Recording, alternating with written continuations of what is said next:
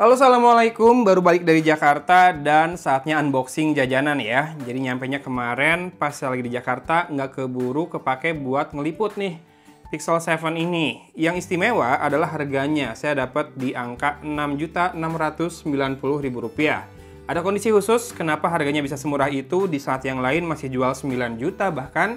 Nanti saya jelasin ya. Kita cek dulu kelengkapannya. Yang jelas ini BNOB. Brand new open box karena harus di bypass dulu. Nah, harusnya teman-teman dengar kata bypass udah dapat clue nih kenapa harganya bisa murah ya. Ya udah deh, saya kasih tahu dari awal. Jadi, ini versi lock sebetulnya, lock operator Amerika. Jadi harus di bypass biar bisa pakai kartu lokal sini. Bypassnya hilang kalau di hard reset, tapi kata seller ada caranya buat nge-bypassnya. Nanti dia mau kirim linknya sekaligus kirim bukti bayar pajak. Tapi dia udah kirim juga yang versi cetak ya, bukti bayar pajaknya. Udah saya buka segelnya, segel aslinya sudah dibuka dari awal. Ini yang 128 GB, 128 GB. Sorry kalau pronunciation saya kurang jelas, artikulasinya ya. Kemudian layarnya 6,3 inci, 5G. Warna obsidian dan kita akan lihat apa yang didapat. Harusnya sih udah nggak dapat charger ya. Masih Android 13 tulisannya, tapi kata seller sudah dapat update software. Ya, jadi ini kelihatan ada debu-debu di back covernya karena memang sudah dikeluarin, udah dipegang, udah di bypass dulu biar bisa dipakai dengan operator sini. Dan warna obsidiannya kece banget ya. Tadi saya mau ambil Google Pixel 8 yang obsidian 12 jutaan, masih ini 6 jutaan. Ya udahlah, Pixel 7 aja kayaknya udah worth the money banget. Sorry ya, masih jet lag. Kemarin nyobain Wush cepet banget, walaupun cuma beberapa menit di atas 300 km-nya, tapi kerasa sih tarikan gravitasinya beda ya. Dan dapat kabel Type-C to Type-C warna putih seperti ini, walaupun unitnya hitam. Dan ini kabelnya udah dipakai juga, ada bekas pemakaian buat nge-bypassnya kayaknya. Kemudian dapat OTG juga, USB OTG Type-C to Type-A. Ya mungkin bisa dibilang ini second juga kali ya. Ini udah bekas pakai, bekas sobek. Tapi sama seller cuma dipakai buat bypass doang. Ya kalau beli secondnya juga kayaknya masih di atas 7 juta deh. Kalau yang kondisinya seperti ini, yang like new banget, mungkin pemakaiannya cuma hitungan jam. Kemudian dapat apa ini? Oh, ini adalah SIM tray ejectornya di balik bukunya ini. Bentuknya bulat seperti biasa, colokannya Pixel. Kemudian ini adalah alamat untuk web yang bisa diakses kalau kamu mau switch to Pixel, help, support, dan protectionnya mau dicari lebih lanjut infonya ya. Di sini ada juga Safety, Warranty, and Regulatory Guide for Pixel 7. Oke, itu aja. Benar nggak ada charger ya.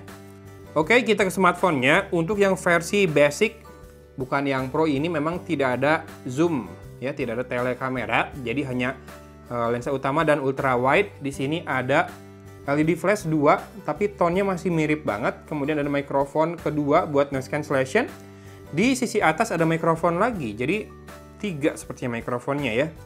Oke, kita lanjut aja dulu. Dan ini nggak tahu deh, ini apa ya? SIM tray-nya bukan di sini yang jelas ya.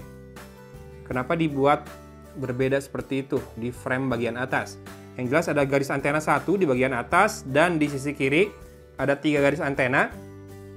1, 2, 3, dan ini ada SIM tray-nya. Slotnya ada di dalam tray di sini. Oke, kita buka. Harusnya sih single SIM ya. Dual SIM dengan eSIM tapi ya. Yes, single SIM. 1 slot nano fisik saja, 1 lagi eSIM, tidak ada slot ekspansi memori. Dan di sisi bawah ya seperti ini layoutnya. Mungkin teman-teman yang udah lihat saya unboxing Google Pixel 7a, 7a, udah nggak terlalu gimana-gimana ngelihatnya ya, udah biasa aja karena masih mirip-mirip, cuma memang kerasa lebih tipis dibandingkan 7a. Ya, 7a versi lebih ekonomisnya, spek dan performanya mirip-mirip, tapi mungkin masalah beberapa hal kayak estetika, bezelnya tidak bisa setipis yang versi reguler ya. Ya, ini lebih tipis saya rasakan dibandingkan 7a bezelnya. Ya, ini belum bersih-bersih banget, bekas nge-bypassnya. Kita nyalakan. dan saya mau sekalian unbox beberapa aksesoris yang sudah saya beli.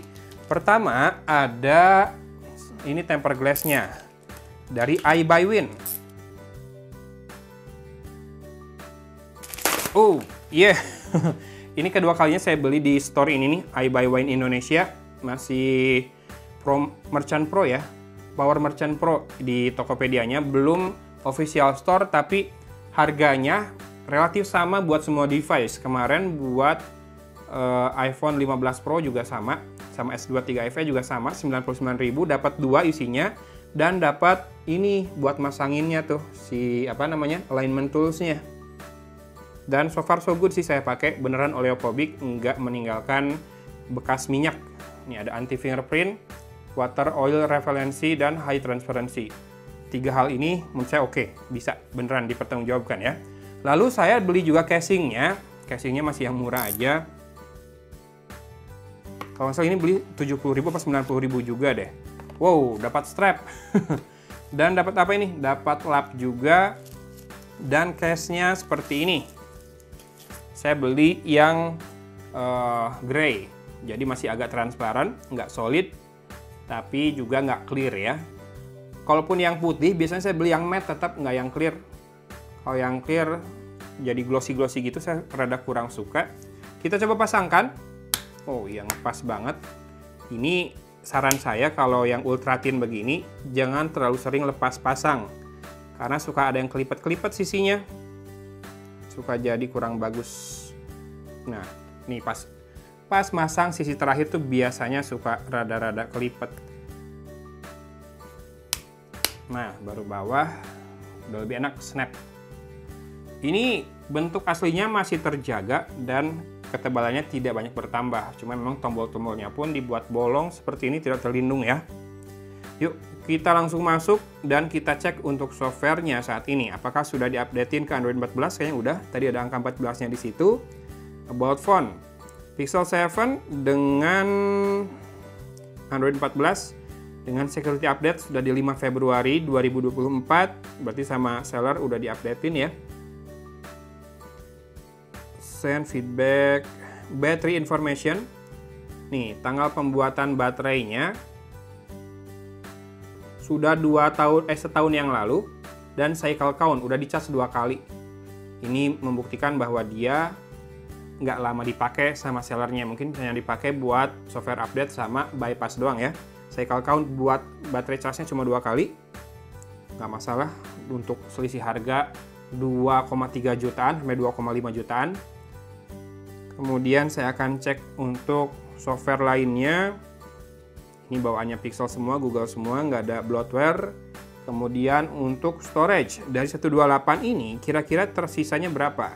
115 GB, terpakai 10% ya. Free-nya 115 GB. Yes, termasuk developer option sudah menyala.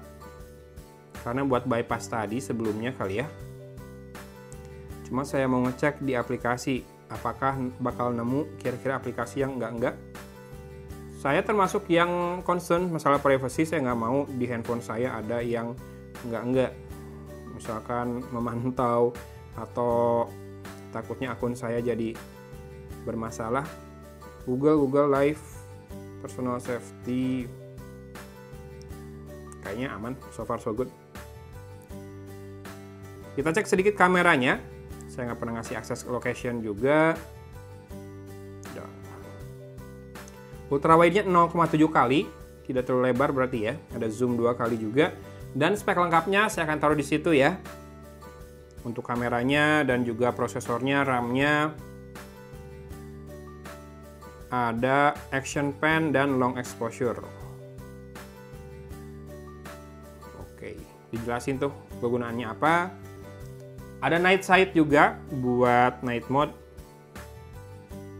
Portraitnya yang kece, ada kamera dan video. Saya mau ngecek videonya.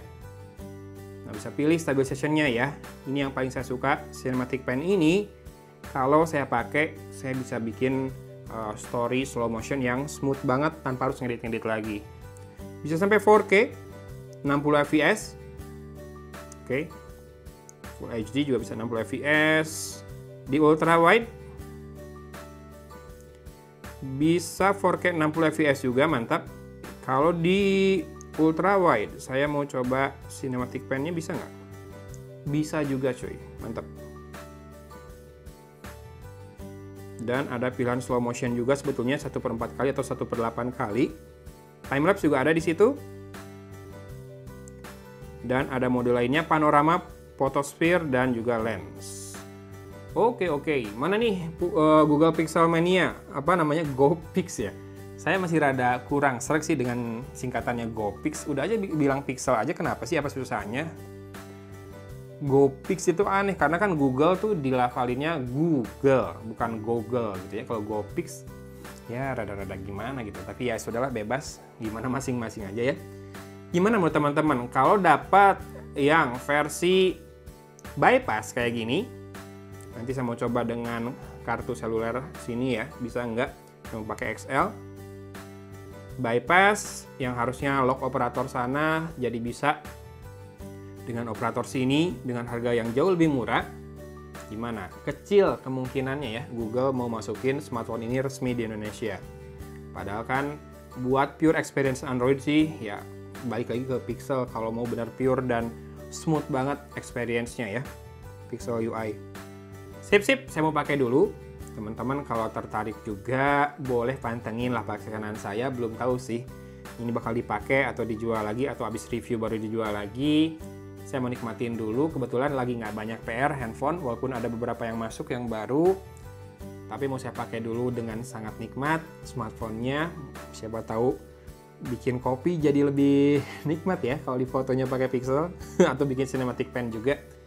Ya ini dia Pixel 7 yang saya beli seharga Rp6.690.000. Rp6.690.000 karena dia versi bypass dari yang tadinya lock operator.